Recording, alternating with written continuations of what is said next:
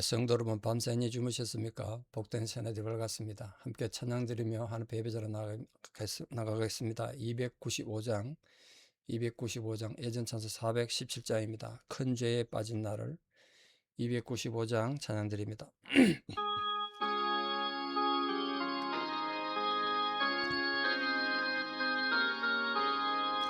큰 죄에 빠진 나를 주 예수 건지사 그 넓은 품에 다시 품으신 은혜는 저 바다보다 깊고 저 하늘보다 높다. 그 사랑 영원토록 나 찬송하리라. 날로도 귀하다. 날로도 귀하다. 한이 없이 넓은 우리 주의 사랑 날로도 귀하다.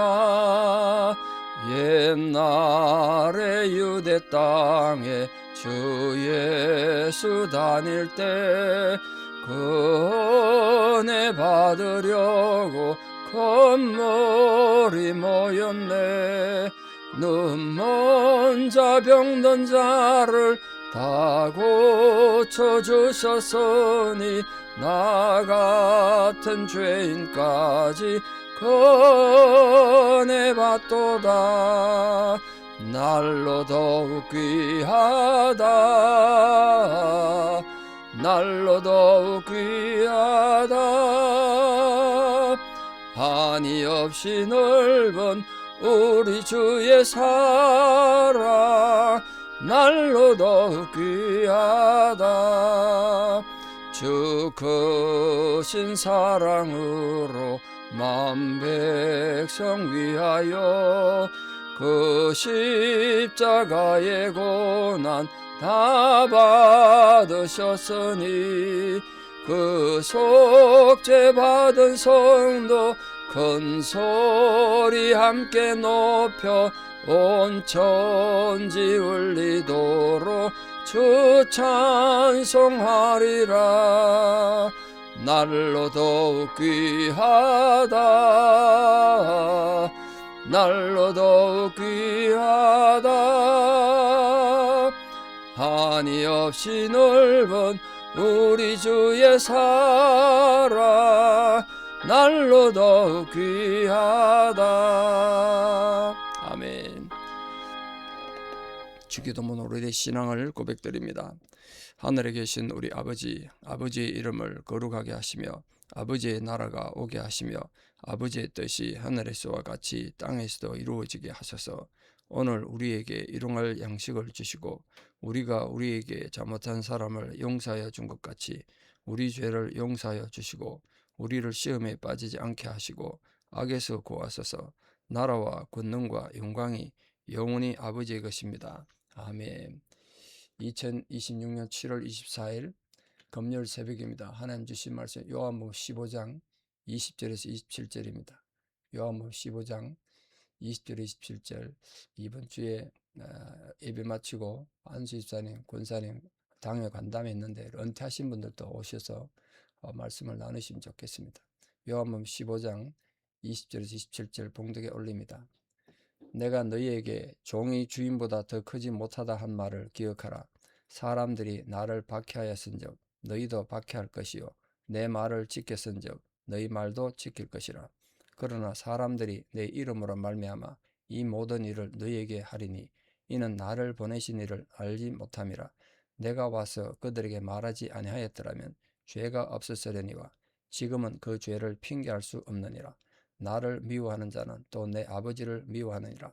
내가 아무도 못한 일을 그들 중에서 하지 아니하였더라면 그들에게 죄가 없었으려니와 지금은 그들이 나와 내 아버지를 보았고 또 미워하였도다.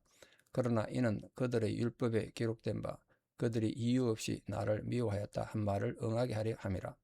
내가 아버지께로부터 너에게 보낼 보혜사 곧 아버지께로부터 나오시는 진리의 성령이 오실 때에 그가 나를 증언하실 것이요 너희도 처음부터 나와 함께 있었으므로 정은 하느니라.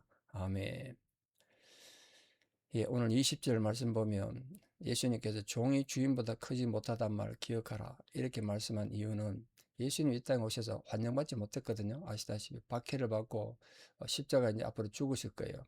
그러니까 제자들 보고 내가 이런 어려움을 당하고 핍박당하고 무시당하고 짓밟혀 죽었다면 너희들도 그 이상은 기대하지 말란 뜻이에요. 그게 우리 예수 믿는 것이 무엇인가에 대한 굉장히 중요한 지침이자 기준이라 생각해요. 근데 우리가 그걸 자꾸 놓치니까 실망하고 절망하고 그런 거 아닌가 싶습니다. 근데 예수님께서 이 예수 그리스도의 복음에 대해 예수님에 대해서 말씀에 대해서 반응한 두 종류의 사람을 지금 말하면서 세상이 결국은 그걸로 심판받을 거라 그러는데 한 부류의 사람들은 주님 말씀 듣고 지키는 자들이다. 또 이들은 또한 제자들이 전할 복음도 역시 듣고 지킬 거예요. 예수 받아들인 사람은 예수 제자도 받아들일 거예요. 그리고 다른 한 부류의 사람들은 주님 말씀 이해하지 못했고 오히려 주님을 핍박하고 미워하고 결국은 죽인 거 아닙니까? 이 두 번째 부류의 사람들은 주의 말씀을 듣고도 핍박했기 때문에 22절 말씀처럼 22절을 보세요. 내가 와서 그들에게 말하지 아니하였더라면 죄가 없었을 텐데 내가 이미 그들에 다 말했다. 그래서 그들이 그 죄를 핑계할 수 없다. 공의와 심판을 받게 된다는 거죠. 그처럼 이 그리스도에 대한 두 가지 반응은 예수님 재림 때도 똑같이 될 거라고 성경에 말하고 있습니다. 주님의 재림을 기다리는 자들은 주님의 오심이 얼마나 기쁘겠습니까? 그러나 그리스도를 부인하고 반역하고 멸망의 길을 가던 그런 자들에게는 주님 재림이 엄청난 재앙이 되고 심판의 시간이 되겠죠. 뭐 지금도 모양은 다르지만 매일매일 이런 사실이 이런 것이 우리 삶에도 이루어진단 말이에요. 우리가 진리를 거부하는 자들은 경계해야 되죠, 아무래도. 그러나 약속된 주님의 재림을 기다리면서 지금도 소망 가운데 인내하면서 참고 견디면서 주님 제자로 살아가야 될 줄 압니다. 자, 23절에서 이하에 보시면 그리스도를 미워한 자들이 주를 핍박한 이유를 지금 말하고 있습니다. 나를 미워하는 자는 또 내 아버지를 미워하느니라 그랬습니다. 아무런 정당한 이유 없이 주님 미워하고 핍박하는 거예요. 물론 그들은 자신들이 정말 신앙에 투철한 사람이고 예수는 하나님을 모욕한 자이기 때문에 정죄받아야 된다고 유대인들 그렇게 생각 아닙니까? 유대인들이 우리가 하나님 앞에 잘못하는데 이런 생각하고 예수를 박해했겠습니까? 아니에요. 그들은 자기 정의감에 그랬다고요. 자기들이 정확하다는 거예요. 진리란 거예요. 그래서 예수가 잘못됐다는 거 아닙니까? 신성모독죄로 예수 죽인 거 아닙니까? 당연히 정죄받아야 된다고 그랬다고 예수를 향해서. 그러나 예수 그리스도께서 그들이 참되게 하나님 믿은 것이 아닐 뿐더러 자신들의 명예와 욕심을 위해서 그리스도를 핍박했다. 그렇게 지금 예수님이 직접 지적하고 계세요. 24절 보시죠. 내가 아무도 못한 일들을 그들 중에서 하지 아니하였더라면 또 많은 기적을 행하셨잖아요. 천국을 보여준 기적 안 했더라면 그들 죄가 없었을 텐데 지금은 그들이 나와 내 아버지를 봤다. 그 예수님 기적으로 천국을 본 거예요. 그런데도 지금 예수님 미워해요. 그들은 이는 그들의 율법에 기록된 바 그들이 이유 없이 나를 미워했단 말을 응하게 하겠다. 뭐 시편에 그런 예들이 많은데 하나님의 그 메시아 무조건 미워하고 그리스도를 미워한 자들이 악한 마음이 악해진 것들을 하나님께서 예언해놨는데 그게 이렇게 이루어졌다는 거예요. 이런 사실을 봐서 우리가 하나님께서 구원하시기로 작정된 자들은 잘못된 길로 나갈 때 하나님께서 견책하시고 책망하시고 깨닫게 하셔서 결국은 구원의 은혜로 오게 하시기도 합니다만 이 완악함 때문에 하나님을 반역하고 그리스도를 반역한 이런 자들은 계속 그 멸망의 길을 가다가 결국은 영원한 심판에 이르는 거 아니겠습니까? 그냥 하나 내버려 두신 거예요. 가룟유다처럼 그냥 내버려 두신 거죠. 예수님이 끝내 가룟유다를 회개시키지 않았던 이유는 그런 의미도 있을 거예요. 그러니까 우리가 어긋난 길을 가고 잘못된 길을 갈 때 하나님께서 깨닫게 하시고 견책하시는 책망하시는 건 기뻐해야 되죠. 우리가 내가 아직도 하나님의 자녀구나 기뻐해야 된다고요. 그 이유 없이 미움 받으신 그 주님의 태도에 대해서 지금 우리가 좀 설명할 필요가 있죠. 예수님께서는 자신을 대적하는 무리들이 어떤 이유가 있어서 자신을 반역하고 그런 행동하는 것이 아니라는 걸 알고 계셨어요. 단지 그들은 사단이 이 사단이 권세 잡은 세상에 속한 자들이었기 때문에 그들의 악한 본성대로 빛이신 그리스도를 미워했고 끝내는 그분 죽인 거 아닙니까?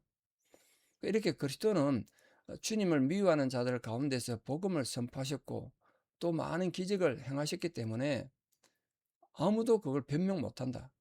그러나 예수님은 끝까지 죽기까지 불평 없이 묵묵히 그걸 감당하셨어요. 이거는 이사야가 예언한 것처럼 마치 도수장으로 끌려가는 어린 양처럼 털 깎는 잡혀서 잠잠했다. 입을 열지 아니하였다. 뭐 예수님이 할 말이 없어 가만히 있었겠습니까? 참을 수 있다는 그냥. 우리도 그리스도를 믿는다는 이유만으로 미움받고 따돌림 받고 우리 인격이 짓밟히고 뭐 그런 경우 많지 않겠습니까? 그러나 그런 슬픔을 당해도 참는 것은 그리스도를 본받는 훌륭한 일이고 하나님 앞에 참 아름다운 일이라 생각합니다. 그렇기 때문에 성도님들을 신앙 때문에 예수님 믿기 때문에 받는 핍박은 이겨내셔야 돼요. 거긴 흔들리면 안 되고 무너지면 안 돼요. 또한 이렇게 핍박받는 하나님의 자녀들을 위한 큰 상이 마련되어 있음을 기억하고 위로받을 수 있기를 바랍니다. 그 마지막으로 이 땅에 예수 그리스도를 증거할 자를 26절, 27절에 예수님께서 말씀하고 있는데 두 가지를 말하고 있습니다. 지금 예수님께서는 부활하신 후에 사역을 마치시고 이제 성천하시고 그 성천하신 이후에 이 세상에 예수 그리스도를 증거할 자는 두 분인데 한 분은 성령이다. 성령이고 또 하나는 사람들은 예수님 제자들이다. 너희들이 내 증인이다. 그렇다고요. 아버지께로부터 나오시는 진리의 성령이신데 그 진리의 성령이신 그분이 진리이신 그리스도와 진리신 하나님의 말씀을 비진리 가운데 거하는 죄악 가운데 거하는 절망과 멸망 가운데 거하는 자들 마음에 전할 거란 거예요. 여기 보면 아버지께로부터 나오시는 성령 이 표현 때문에 성령이 아버지로부터 그냥 잘려져 나왔다 이렇게 성부 유출설이라 그러는데 그거보다 아버지 곁으로부터 옆으로부터 위치적인 의미로 해석하지 않으면 문제가 생깁니다. 그건 중요한 거 아니니까요.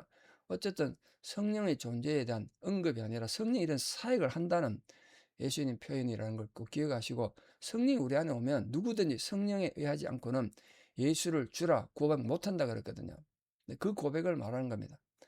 또한 예수 그리스도를 증거할 두 번째 사역자들은 주님과 처음부터 함께 있었고 그분의 가르침과 그분의 기적과 그분의 인격과 또 그분의 많은 사역을 보셨던 제자들이다. 그 소명이 오늘 우리에게 있는 거란 말이에요. 그 당시 예수님 제자들을 또는 오늘 우리들은 독자적으로 예수님 능력을 증거할 수는 없어요. 우리가 어떻게 하겠습니까? 그런 사역은 항상 성령께서 깨우쳐 주시고 성령이 우리는 내재할 때만 가능한 겁니다. 그러면 이 땅에 복음을 전하는 일은 성령의 도우심과 성도의 연합적 사역이 분명합니다. 그러니까 오늘도 이 말씀을 통해서 예수님께서 지금은 너희들이 박해를 받을 것이다. 세상에 나도 박해했으니까 너희도 박해받을 거야. 무시당할 거야. 너 인격이 완전히 발바닥에 땅바닥에 짓밟힐 것이다. 그러나 절망하지 마라. 언젠가 때가 되면 내가 너에게 전한 말을 세상에 전하는 증인이 될 것이다.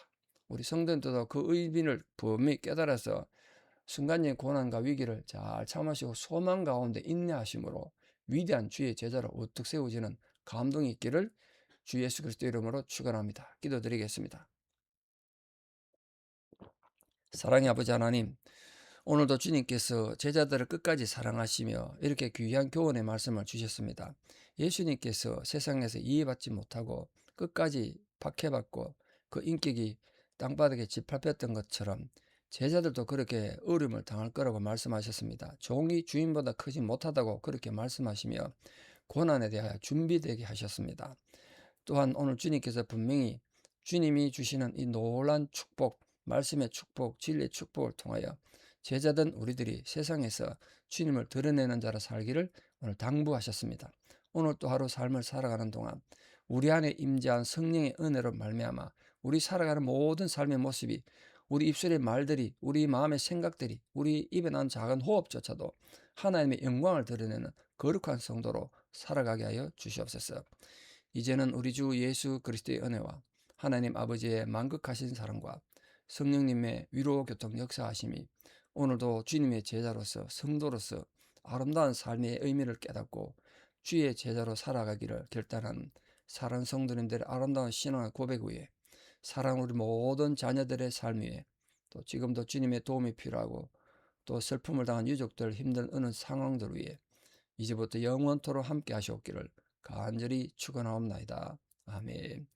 주님의 위로가 사랑이 오늘 하루도 모든 성도들과 함께 하기를 축복합니다. 감사합니다.